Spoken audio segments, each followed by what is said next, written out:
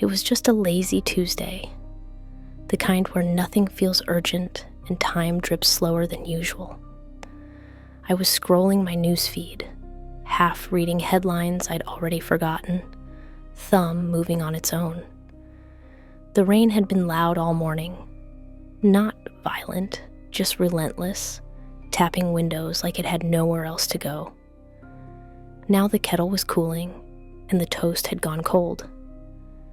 A tea stain curled into a map on the counter, but I couldn't remember spilling anything. Rain had softened to a mist outside. Everything felt padded, distant, like the day was wrapped in cotton. That's when my phone buzzed, not loud, not sharp, just a quiet vibration on the counter next to the dish rack, rattling against ceramic. I glanced over, expecting spam or a delivery update, but it wasn't a number I didn't recognize. It was mine, my own number. I blinked, stared at it.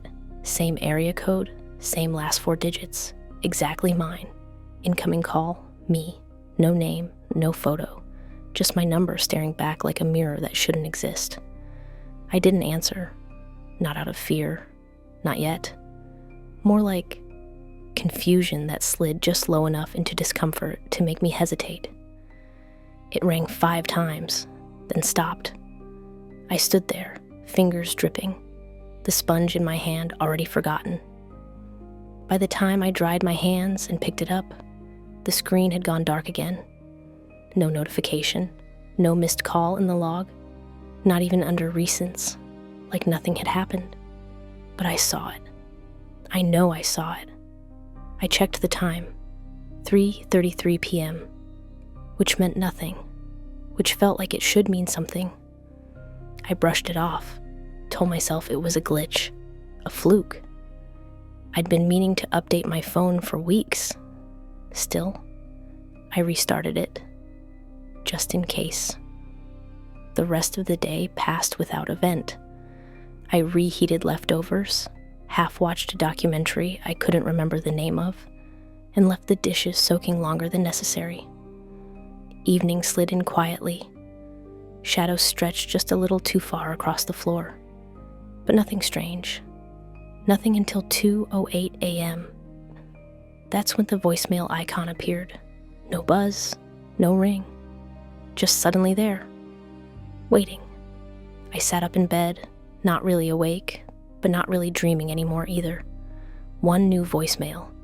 I hadn't heard the phone ring. I always hear it. I pressed play, speaker on, volume low. What came through wasn't words, not right away, just static. Faint, irregular, like something scraping near the mic. Or breathing, not fast, not panicked, just there, present. Then something else, a click, followed by my voice. Not someone who sounded like me. Me, clear, crisp, familiar. But I wasn't speaking. I wasn't awake when this was left. I know you can hear this, my voice said, calm, measured, like I was reading from a script. But don't listen, not yet. Wait until the frame arrives. A pause, more breathing, a creak, like a door opening slowly somewhere close. Then, whatever you do, don't let it answer next time. Click. End of message. I didn't move, just stared at the phone in my hand as if it might say more. There was no option to replay. Just delete. I didn't press it. I didn't sleep either. The hallway light stayed on, and I kept glancing toward the kitchen, not because I heard anything, but because I didn't. And somewhere under that silence, I kept replaying my own voice in my head. Wait until the frame arrives. What frame? What did I mean? And what did I mean by let it answer? The next morning, right before I opened the front door to grab the paper, I noticed it leaning against the wall. A wooden picture frame wrapped in brown paper, addressed to no one. And it was already unwrapped at the top, like something had looked inside first. I didn't open the frame right away. I just stood there in the doorway, watching the brown paper shift slightly in the breeze. It wasn't windy, just a faint pull of air from inside the house to out, like the place was exhaling, like it was tired of holding something in. The paper had peeled at the top corner, curling outward, revealing a sliver of wood. Not new, not clean.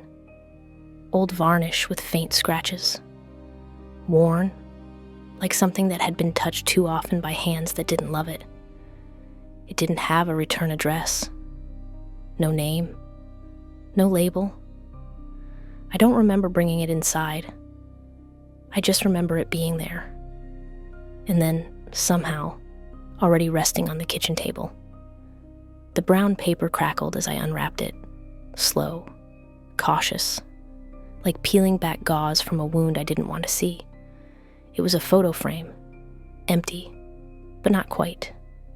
There was no picture, just the glass pane and a backing board.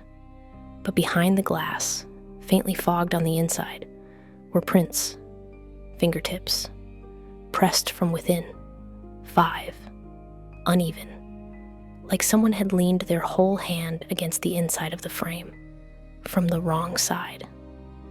I stared at it for a long time, didn't move, didn't breathe much either. Then I noticed it, a hairline crack, just above the lower corner. It ran diagonally like something had tried to push out. Not hard enough to shatter it, just enough to remind me it could. I flipped it over, looking for clues, a sticker, an inscription, anything. And there it was, etched into the wooden backing, almost invisible, unless you tilted it against the light. A date, not my birthday, not anyone I knew. Just 6 digits, 0, 4.1923. I didn't recognize it, not then. I placed the frame back on the table, face down, and stepped away, as if distance could break whatever it had brought with it. That's when the phone buzzed again. Not a call this time, a voicemail. No missed call listed, no number. Just one new message blinking quietly. I played it, speaker on, volume low. It was me again. But not quite me. This version of my voice sounded off. Not scared, just distant. Like I'd been pulled out of sleep and told to speak. Like something else was watching me speak and I didn't want to wake it. There was a pause, then a whisper. You're not alone in this part. A crackle, a hum. Then, don't turn it around. Don't let it see the kitchen. Then silence. Click. End of message.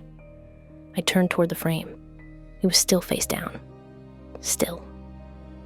But I could feel it now. Like a warmth pressed through the table. Like breath with nowhere to go. I backed out of the room, not because I believed the message, not yet, but because the glass crack looked longer now, and there was something faint on the floor beneath the table. A shadow, small, elongated, stretched out like fingers that didn't quite match mine. I stayed in the living room most of that day, didn't touch my phone, didn't turn on the lights. The voicemail disappeared by evening, gone, as if it had never existed, just like the one before. But the frame stayed, and every time I passed the kitchen, I felt its presence like a weight. At one point, I thought I saw condensation on the glass, like breath, but I didn't check, not closely. I tried to distract myself, read articles, scrolled feeds, but the algorithm had changed. My Explore page was different. Not ads, not memes, photos, grainy, low-res pictures of rooms, corners of rooms, always the same angle, always a shadow just out of reach. In one of them, I saw what looked like my hallway. Same baseboard trim, same chipped paint near the floor. I clicked it. The post had no caption, no comments, just a date. April 19th, 2023. I closed the app, turned off the Wi-Fi, restarted my phone. Didn't help. The frame was still there. That night, I dreamt of the photo I'd never taken. Not a nightmare, just stillness. I was standing in my kitchen, the real one, and in the frame was a picture now. One I knew didn't exist. It was me. But I wasn't facing the camera. I was facing away, looking at the wall, and something behind me, in the reflection of the glass, was holding up the phone, not with hands, just holding. I woke up with the taste of static in my mouth, metallic, thin, like old batteries. The hallway light had burned out. The kitchen door was half closed, and the frame, it was turned upright, facing the room. I didn't touch it, didn't move it. I just sat in the living room and waited for morning to mean something again. At 4:19 a.m., the phone lit up on its own, screen white, blank, glowing. And just for a moment, I saw my reflection in it. But it wasn't tired. It was smiling. I didn't sleep after the smile. I stayed on the couch, back against the wall, phone turned face down on the coffee table. I could still feel the light from the screen. Not see it, feel it, like heat that hadn't burned me yet. The smile hadn't been wide. It hadn't been dramatic. Just wrong.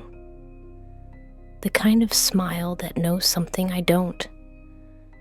By morning, the phone looked normal. No alerts, no calls, no battery drain. I told myself I dreamt it, that I had finally fallen asleep sometime around dawn and blurred the line between sleep and screen. But something in my body wouldn't agree. Every time I blinked, I saw it again. That expression, calm, curious, a smile I've never practiced. That's when the calls started. At first, I didn't notice the pattern. One missed call, then another. Always short, never long enough to register as anything more than a glitch. But always from me.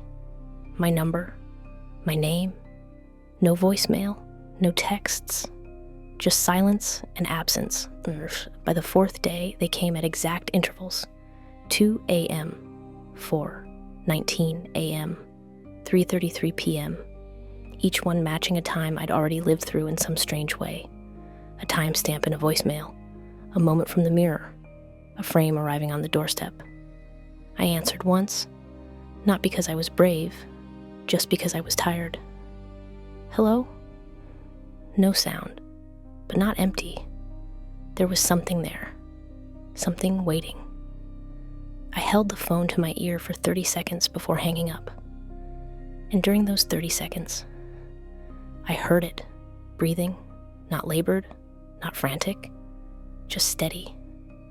Like someone watching a screen, like someone watching me. The next morning, I noticed something odd at work. I was in the break room, stirring instant coffee, when one of my co-workers, Tasha, stepped in and stopped cold. She stared at me, pale, eyes wide. I thought you were on lunch. I blinked. What? She pointed behind her, toward the window that faced the street. I just waved at you, she said.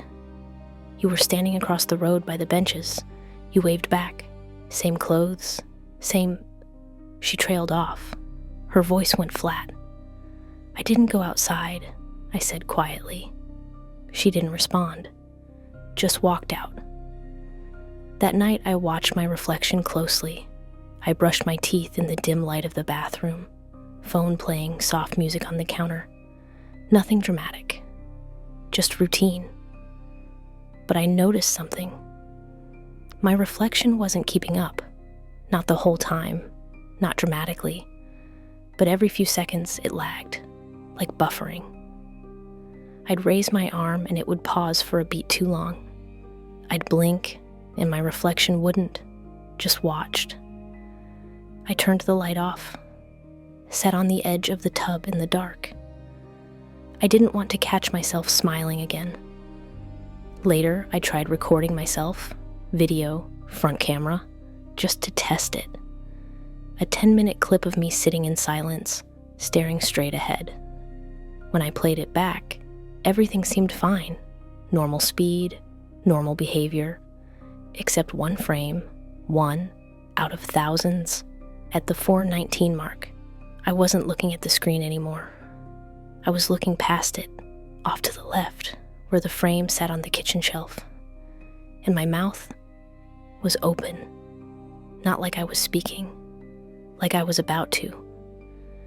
But the room had been silent the entire time.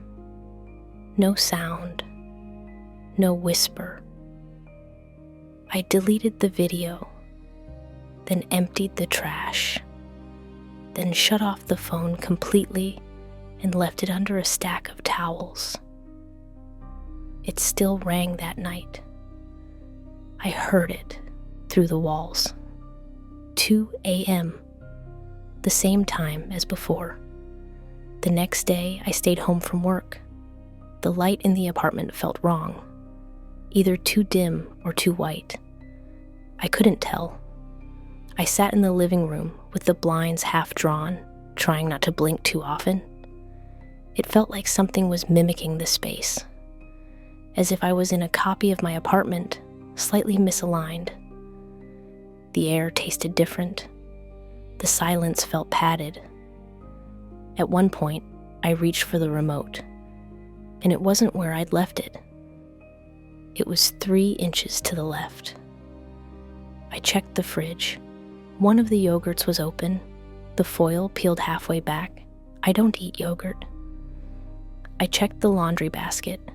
My black sweater, the one I hadn't worn in weeks, was damp. And then I found it, a crumpled receipt in the hallway trash. Timestamp, 3:33 p.m. location, coffee shop, 3 blocks from my office, drink, my usual order, name on cup, my name, signature on card, my handwriting. I hadn't left the house all day. I held the receipt in shaking hands. The paper felt warm. And when I turned toward the hallway mirror, I swore I saw movement in it, just out of sync, like something taking one extra step after I'd already stopped. That night, I slept with every light on. Still, the calls came. Not from my phone now, from the apartment buzzer.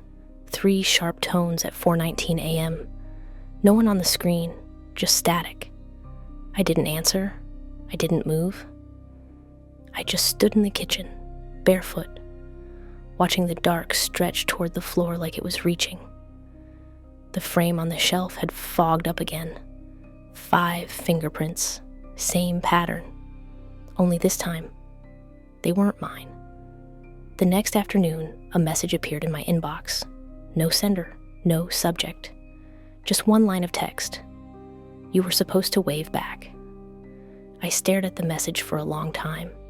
You were supposed to wave back. No sender, no subject, no trace of where it came from. I clicked every menu, every drop-down, refreshed the browser, even restarted the computer. Still there, just those 6 words. No other emails before or after it. I hovered over delete, but didn't click. I just closed the lid and walked away, like that could stop it from existing. I didn't leave the apartment that day, barely moved from the couch. I couldn't explain it, but I felt watched. Not through the windows, not even from the hallway, from somewhere inside the house. Like the layout had changed just enough to create a blind spot I couldn't see but could feel, watching me back. Late in the evening, I got a text from Tasha. You okay? That wasn't like you. I replied, what wasn't? The dots appeared immediately. She was typing, then stopped, typing again. Then, your message earlier. It was kinda rude, lol, but it's fine. Just wasn't expecting that from you. I didn't send her a message. I opened the thread, scrolled up, and there it was. A message from me, sent 3 hours earlier. Maybe don't assume you know me. It even had the right punctuation, the way I text. I never wrote that. I never picked up the phone. Still, the timestamp was there. And the tone, it was mine. My rhythm, my style, just colder, slightly off, like someone impersonating me with perfect grammar and no empathy. I stared at the screen until it dimmed. Later that night, I tried calling her to explain, but stopped halfway through dialing. Because I didn't want to hear what she'd say. Because, deep down, I already knew she'd say we spoke yesterday too. The next morning, my boss pulled me aside, casual, concerned. "Hey," she said, lowering her voice. "You seemed a little off on our call last night. Everything okay?" I looked at her, trying to read if this was a test. "I didn't call you," I said. She blinked. "Are you messing with me?" I shook my head. Number I didn't call anyone. There was a pause. Then she frowned. "Okay," she said slowly. "It said your name, your number. You sounded..." She hesitated. "You sounded tired, different. But you said something about needing space, that you might not show up today." My stomach turned. "I was home," I said. "I didn't speak to you." She didn't argue, just smiled too quickly and stepped away. When I got back to my desk, I checked my call log, and there it was. Outgoing call, 11:07 p.m. Boss's name, duration, 2 minutes, 41 seconds. I didn't even know I was awake at 11:07, but the phone said I was. I pressed the info tab. There was an audio icon beside it. Somehow, it had recorded. I put in earbuds, locked the screen, pressed play. The voice was mine. It didn't hesitate. It didn't mumble. It spoke clearly, but it wasn't a conversation. It was a monologue. "I don't want to keep explaining myself," my voice said. "I just need space. I'm not who you think I am right now." Another pause. Then, "Don't ask questions next time. Just let it through." Click. End of message. I pulled the earbuds out like they burned me, sat frozen, phone face down on the desk. That afternoon, I texted a friend something normal. "Want to grab dinner? I need to be around people tonight." He replied 10 minutes later, "Sure. And yeah, I'm not mad. We all say stuff when we're stressed." I opened the sent message. It was still there, exactly how I remembered typing it. But he'd received something else. I asked him to screenshot it. He did. The text I apparently sent him said, "I'll be where you least expect me." Same time, same thread, different words. It kept happening, little things. Emails I never wrote, calls I never made, photos on my phone that I didn't take. One of them was a picture of my front door, taken from the hallway, time-stamped for 3:33 p.m. I was home. I never left. But the angle showed clearly it was taken from outside, slightly tilted, like the camera had been held at chin height, a little shaky. Still, you could see my doormat, my key in the lock. I checked the photo's info. It had my phone's metadata, my lens, my resolution, my location. But I don't take photos with the sound off. And I didn't remember the flash. That night, I got another text from Tasha. "Your voicemail earlier was weird. Are you sleep calling people or something?" I didn't answer. I didn't want to know what this one had said. Instead, I checked my voicemails. There was one saved draft, marked unsent, a voice recording that never got delivered. I pressed play, my voice, again. But this one whispered, "They trust you now. Use your voice while it still belongs to you." I dropped the phone. It slid under the couch. I didn't reach for it. Instead, I sat there in quiet, trying to count how many times I'd heard myself speak that day. The number didn't match the memory. And in the mirror above the mantel, I caught movement. But I hadn't moved. My reflection had just blinked. Before I did. The next morning, the mirror was covered with sticky notes in my handwriting, but I hadn't written a single one. And they all said the same thing. Stop talking. I didn't touch the sticky notes. Not one. They covered nearly every inch of the bathroom mirror. Some perfectly centered, others crooked, like they'd been slapped on in a rush, all written in my handwriting. All the same 2 words. Stop talking.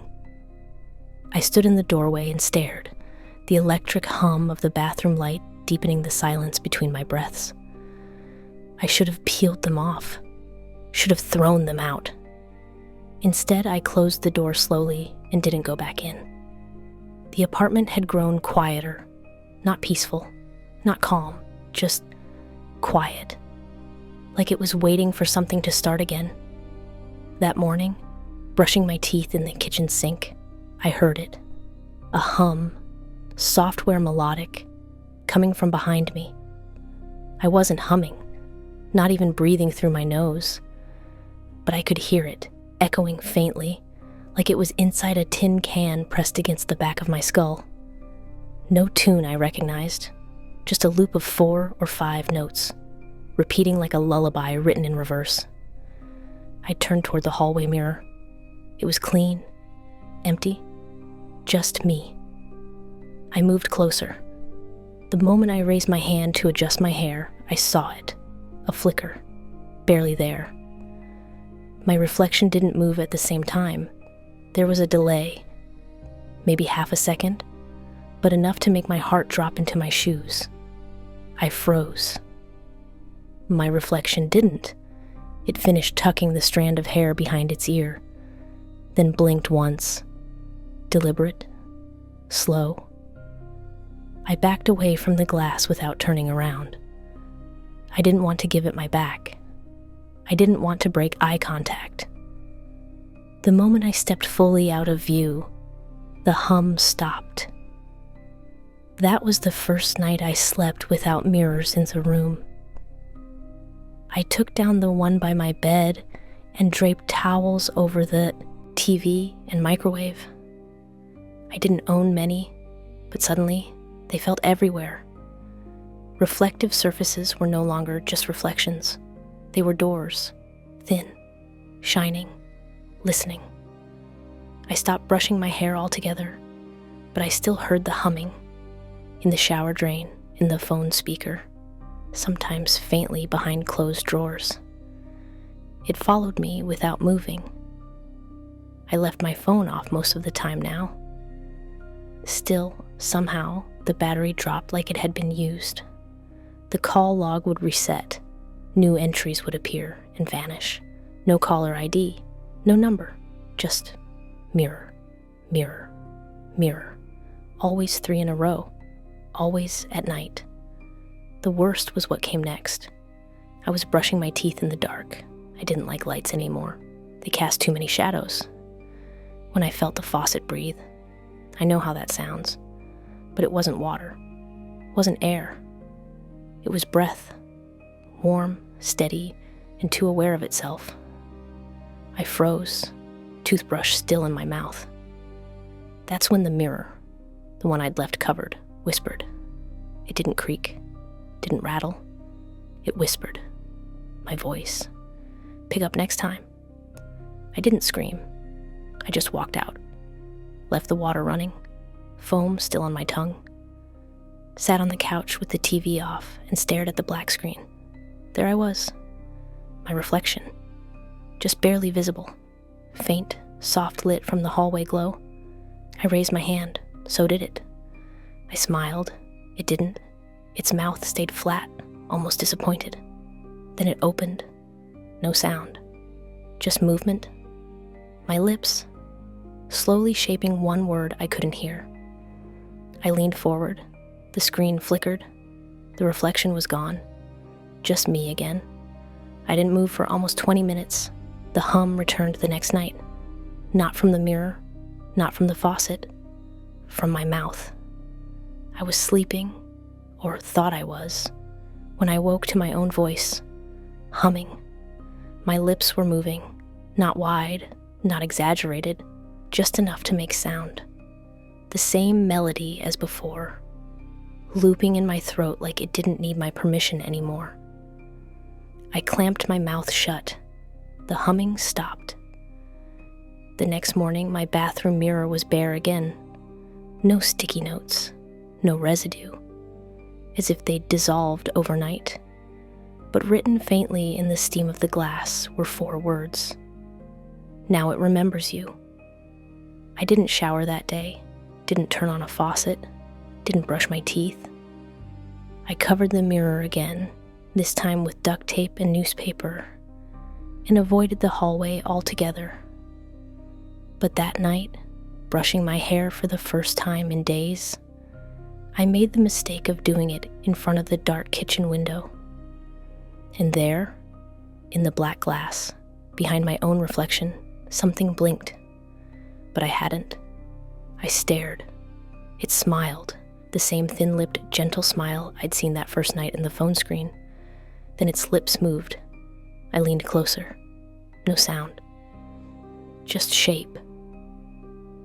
Pick up next time. The next morning, my phone was turned on.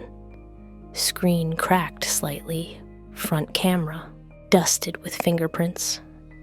And in the voice memo folder was a new recording, titled You, Real, with a runtime of 0 minutes and 0 seconds. I didn't press play on the voice memo. I just stared at it, the title, You, Real, the runtime stuck at 0 minutes and 0 seconds, like it had recorded nothing or too much. I tried deleting it. It wouldn't go.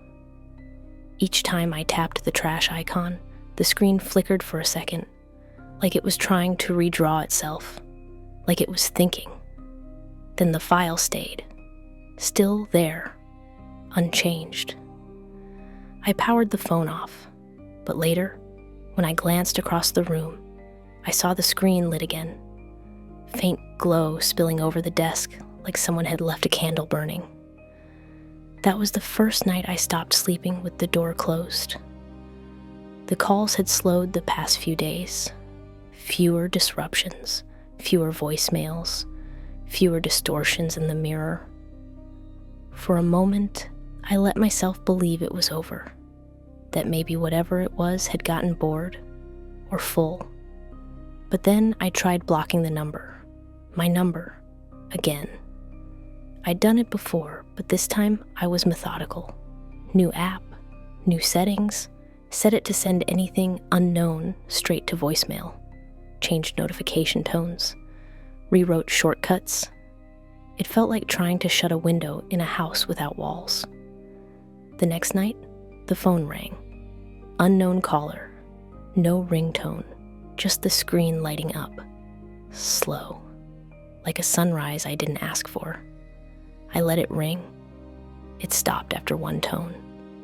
No voicemail followed. I checked the call log. There was no entry, but the contact list had changed. At the very bottom, beneath everyone I knew, past the block numbers and deleted threads, was one name. Not unknown, not me. Just my name. Spelled exactly how I write it. First name, last name, all lowercase, no photo, no contact history, just the name and a blinking cursor like the phone was waiting for more. I didn't delete it, didn't tap it, just locked the screen and slid the phone face down under a cushion. Around midnight, the phone buzzed again. I picked it up without thinking, didn't speak, didn't breathe. Neither did the voice on the other end. There was no static, no background noise. Just air, present, intentional. I waited, and then a breath. Not mine, too slow, too close, too real, like someone holding the receiver just beside their lips, not speaking because they were listening. I almost said hello. Almost. But something stopped me. Then the lock on the front door clicked open. Not loudly, not rushed. Just the smooth, practiced sound of a key turning in a lock. I dropped the phone, didn't hang up, didn't check the screen, just backed away step by step, watching the door. It didn't move, didn't open. No footsteps followed. No shadow stretched across the floor. But the lock stayed turned. I checked it later. It was unlocked. I hadn't touched it. The call was still active. 12 minutes, 47 seconds. No voice, no message. Just that same breath. Low, steady, somewhere between interest and amusement. I ended it. The next morning, the phone was off again, battery dead. But when I plugged it in, the lock screen was different. No notifications, no date. Just one message across the top. You heard her. I didn't know what it meant, didn't want to. I wiped the phone that afternoon. Factory reset, full format, new SIM. But the first contact that appeared, before syncing, before Wi-Fi, before login, was that same name. My name, all lowercase. That night, I slept with the phone in another room, door open, lights off, no mirrors, and still. I woke at 3:33 a.m., not from sound, from feeling, the sense of something leaning in, not close enough to touch, just enough to intend. I didn't move, but I listened, and in that long silence, I heard it again. My voice, from the hallway, just one word, hello. I didn't respond, but I recognized the tone, that subtle edge I get when I'm pretending I'm not scared. The voice repeated it, softer. Hello? I closed my eyes, waited. Nothing followed. When I got up that morning, the front door was locked again, but the door frame had a scratch near the handle. Long, shallow, like a key had hesitated before finding its place. The phone was still off, but next to it, resting neatly on the kitchen table, was a folded note. Small, plain, unlined paper. Inside, you answered. Nothing else, no signature. But I knew the handwriting. It was mine. That night, the TV turned on by itself. No channel, no sound, just static across the screen, and my name typed slowly into the search bar. I stopped using the TV, unplugged it, moved it to the corner, turned it to face the wall. But it still hummed sometimes. A faint buzz in the wires, like something was pacing inside the screen, waiting for signal. The next morning, my name was still burned faintly into the screen, like a ghost image, like it had been there for hours before I noticed. I tried not to think about what it had been searching for. The apartment didn't feel like mine anymore. Everything was in the same place, but nothing stayed where I left it. Keys on the hook 1 hour, then buried under a stack of plates the next. Light bulbs unscrewed just enough to flicker. Cabinet doors open by a sliver when I swore I closed them. It wasn't messy. It wasn't violent. It was methodical. Small shifts, quiet rearrangements, a toothbrush angled differently, a sock folded the way I never fold. It was like someone was mimicking me, learning my rhythm, practicing my habits. At first I thought it was exhaustion, but then I opened my laptop. I hadn't used it in days, not since I shut off everything I could. But the screen flickered awake before I even touched it. No password required, no hesitation. And the inbox was open.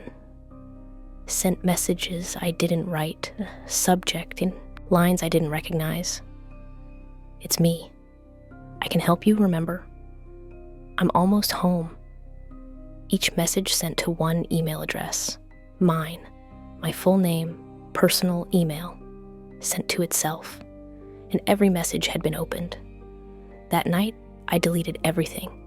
Cleared my inbox. Emptied the trash. Disconnected Wi-Fi. Shut the laptop. Taped it shut. Wrapped it in a towel. And shoved it in a drawer. But in the morning, the laptop was on the couch. Open. Facing the hallway. Battery full. I didn't check what it had opened. That same day, my phone vibrated. Not a call, not a text, a voicemail alert. I hadn't made or received any calls. I was sure of it. I opened the app, new voicemail, from 12 past midnight to 4:19 in the morning. I pressed play, held the phone an inch away, like distance could filter what came through. It was my voice, but tired, worn out, like I'd been speaking for hours. This isn't a warning, a pause. You've already said yes. The message ended with something soft, like a sigh, or a door closing from the inside. I deleted it. It came back 3 times, each time a few seconds earlier. 4:19, then 4:17, then 4:14. As if time itself was unwinding, trying to show me something I missed the first time. That night, I didn't sleep. I sat in the kitchen with every light on, listening to the fridge hum too loudly. The walls creak like they'd been stretched. My phone lit up once, not a call, just the clock rolling over to 4:13 a.m. I whispered into the dark. I never said yes. But the lights dimmed for a second, and somewhere deep in the hallway, the mirror responded. Not with a sound, with a breath, a long, slow inhale, like the house had lungs now. The next morning, I found a sticky note on the fridge. It wasn't mine. It wasn't written in my handwriting this time. It just said, "You did, in sleep." And beside it, taped neatly to the fridge door, was a floor plan. Not of my apartment, not at first glance. But as I stared at it, I realized it was mine, or what it should have been. Same square footage, same layout, but reversed, mirrored, the kitchen on the wrong side, the windows missing, the hallway looping back, and in the center of the page, circled in red ink, listening room. I don't have a listening room. Not here, not in this version.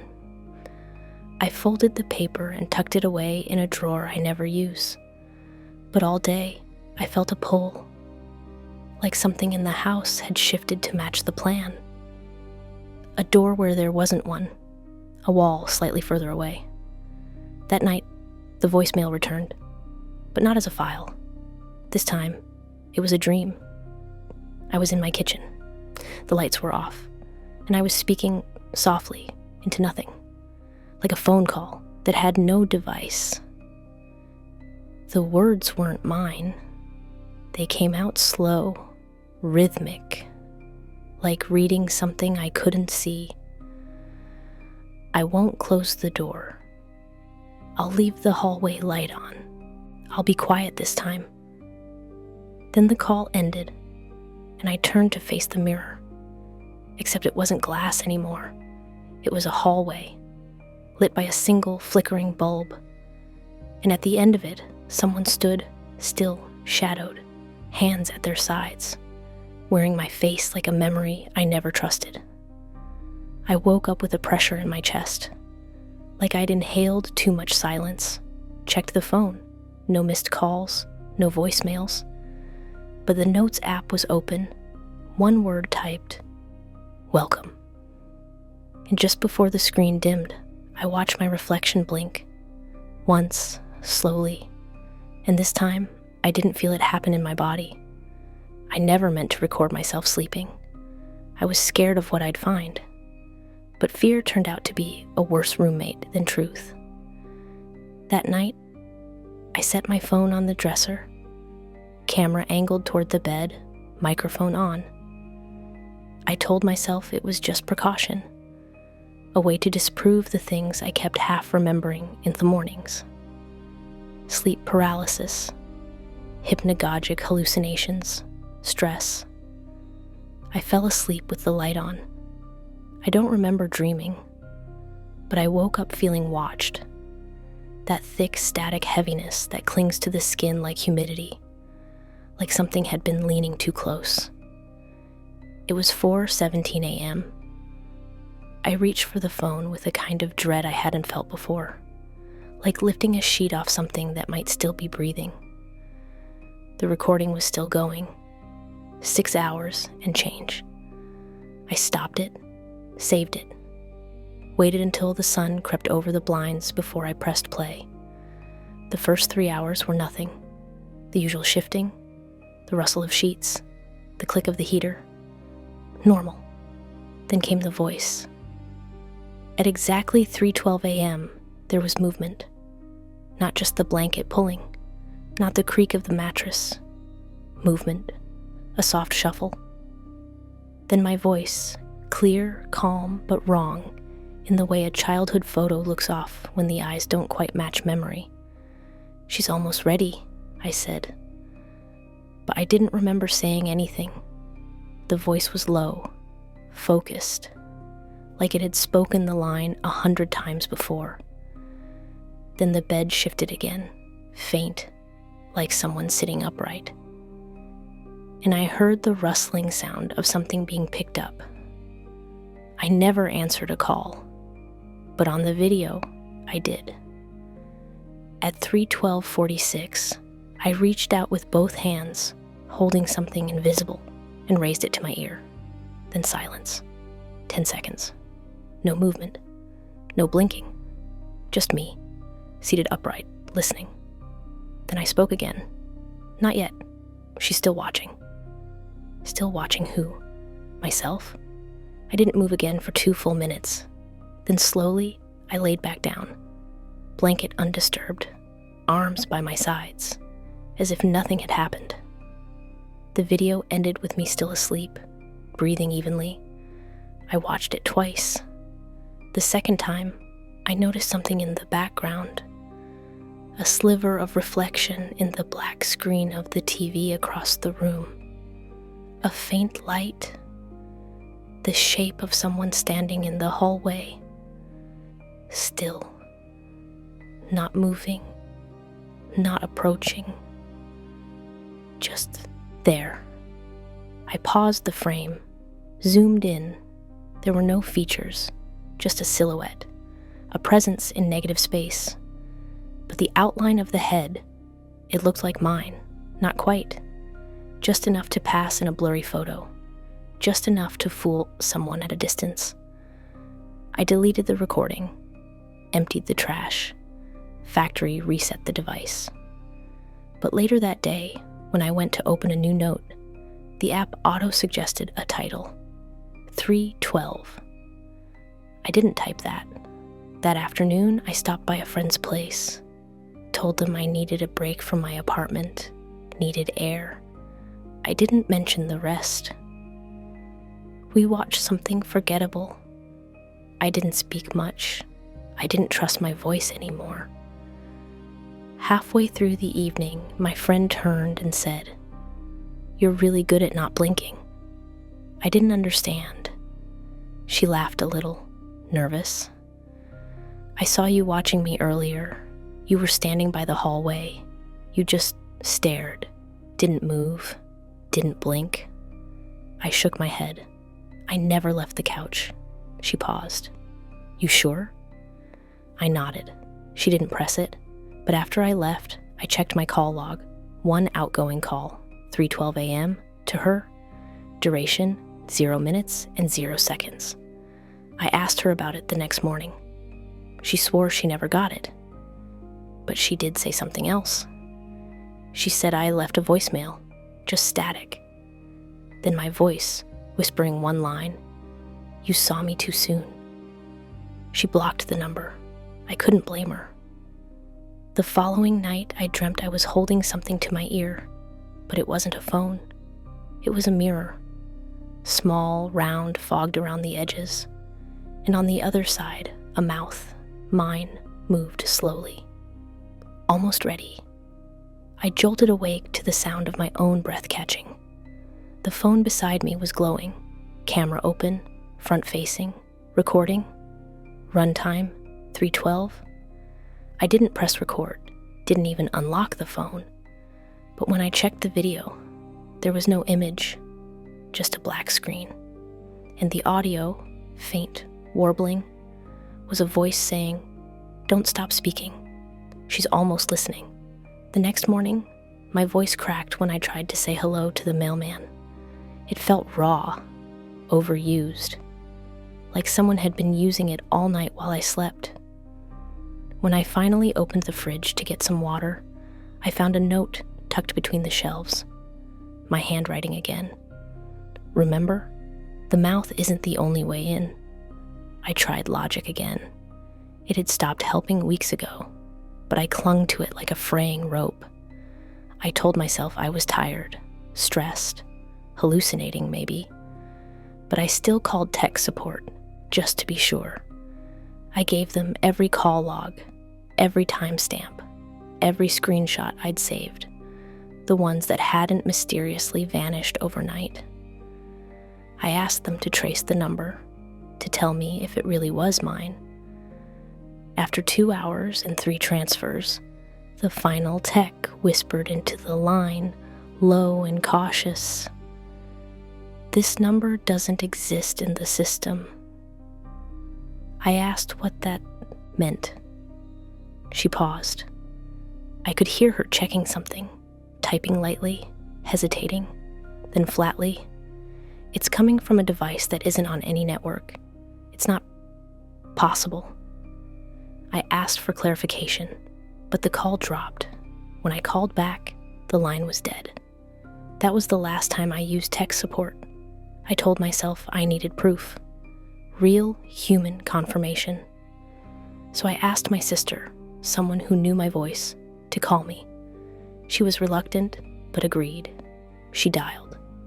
I stood there, phone in hand, waiting, watching the screen. Nothing happened. Then she texted me, "Why'd you hang up?" I called her. She answered immediately, voice confused. "You just picked up a second ago. You said, 'She's not home,' and hung up." "I didn't," I said. "I never got the call." There was a pause on her end. Then she asked slowly, "Are you okay?"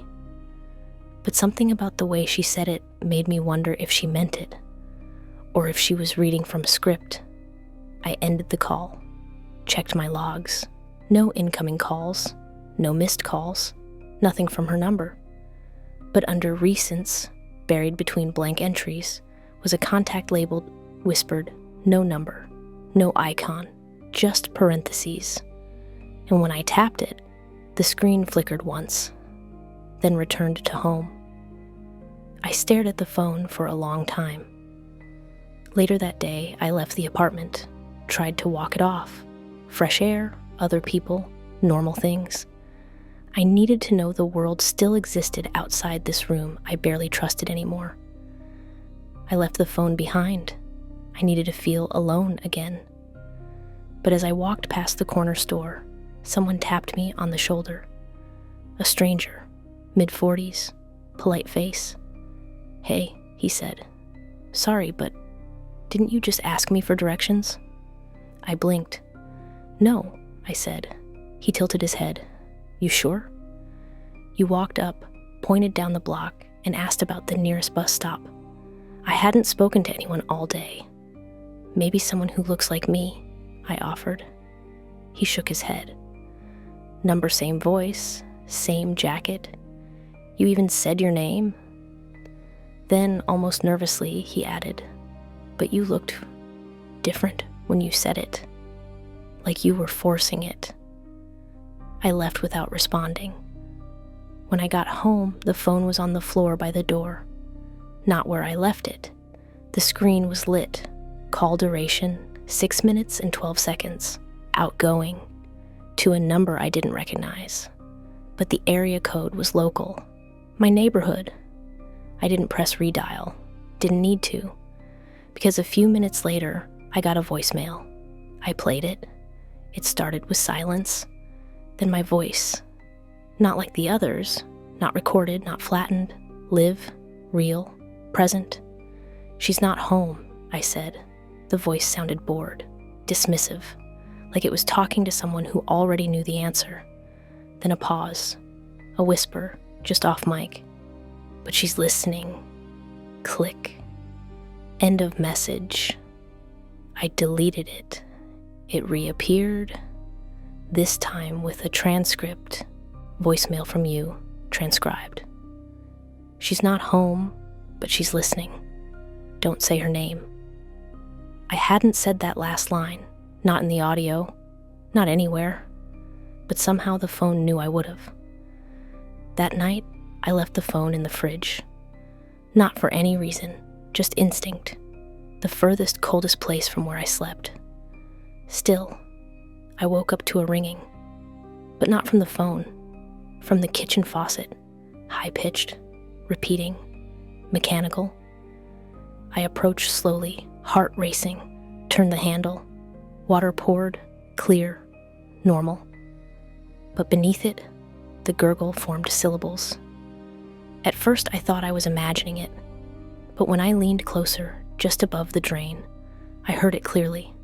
"Call her back." I shut it off, went back to bed, laid still for hours. When morning came, I checked the fridge. The phone was back on the nightstand, battery full, recording app open, no audio file saved, just a blinking red timer. Runtime, 3:12, and carved faintly into the back of the phone case, as if etched by a pin, were 4 slow words I never remembered saying. The call was mine. I woke to sunlight pouring across the floor, the kind of light that used to feel warm, safe, but it was too early, too clean. The curtains I always kept shut were open, the windows unlocked. My kitchen smelled like fresh coffee. I hadn't brewed any. The mug was warm, the exact amount of cream I use. The spoon resting beside it, dry. The sink was empty, dishes done, towel folded, a wet ring where a glass had sat too long and been moved. It was my handwriting on the note by the fridge. "See you soon." I didn't remember writing it, but the pen was still uncapped. I walked the apartment slow, barefoot, trying not to step too loudly, like I might interrupt something still finishing. Everything was clean, not like someone had tidied, like someone had lived a normal day. Laundry folded, shoes near the door, laces undone. A browser window open on the laptop, still glowing with a half-typed message. "She doesn't suspect." I sat on the couch, heart calm in the wrong way, like my body hadn't caught up yet. The phone was already in my hand.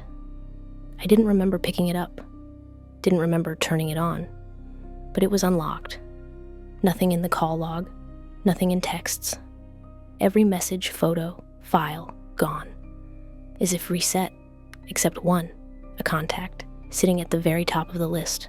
No number, just a name, me. I didn't tap it, not right away. Instead, I stood in front of the bathroom mirror, waited. My reflection stared back. Same clothes, same tired eyes, but it smiled before I did, only by a second. But I noticed. It didn't feel like a delay. It felt like permission. I asked it, softly, out loud, "Is it over?" It didn't answer, just tilted its head. I didn't. Then it smiled again. This time, wider. I backed away. The phone rang, no vibration, no ringtone, just the screen lighting up. Incoming call. Me. I should have been scared, but I wasn't, because some part of me had already said yes, already crossed the line I couldn't name. My thumb moved without permission. Answer. The screen went black. No timer, no sound, just silence. Then breathing. Not mine, but familiar, like I'd heard it from inside my own chest. I didn't speak. I didn't have to. Because the voice that came next, my voice, spoke clearly. You're home now. And with that, the lights in the apartment dimmed. Not off, not flickering, just lowered. Like a stage set for something I wasn't ready to watch. The TV turned on, not static this time. A live feed of my living room, angle from the ceiling, wide. I could see myself, standing still, phone to ear. Except I hadn't installed a camera. I hadn't moved. But on the screen, I smiled, lowered the phone, sat on the couch, crossed one leg over the other, then looked up, straight into the lens, straight at me. And on the couch across the room, I was still standing, still holding the phone, still frozen. I stepped backward, slowly. On the TV, I didn't. The version of me on the screen leaned forward, elbows on knees, expression soft. And then it mouthed something. I couldn't hear it, so I looked closer. The lips moved slowly, clearly. Don't look away. My thumb slipped, and the call ended. The screen stayed black. I looked back at the TV. The couch was empty now. No one sitting, no one standing. Just the room, still, waiting. I turned in place. The real couch was still behind me, still empty. But something in the air had changed, like a new breath had been taken, like someone else was done waiting. I left the apartment, walked outside, down the street, kept going. Didn't take anything with me, no phone, no bag. Just the silence of knowing that everything behind me was still doing something. I walked for hours, streets I didn't recognize, blocks that looked mirrored and wrong. I passed someone wearing my jacket. They didn't look up, they just kept walking. Same pace, same posture, same slight limp I didn't know I had. I didn't follow, but I knew where they were going. They were already me. Already home.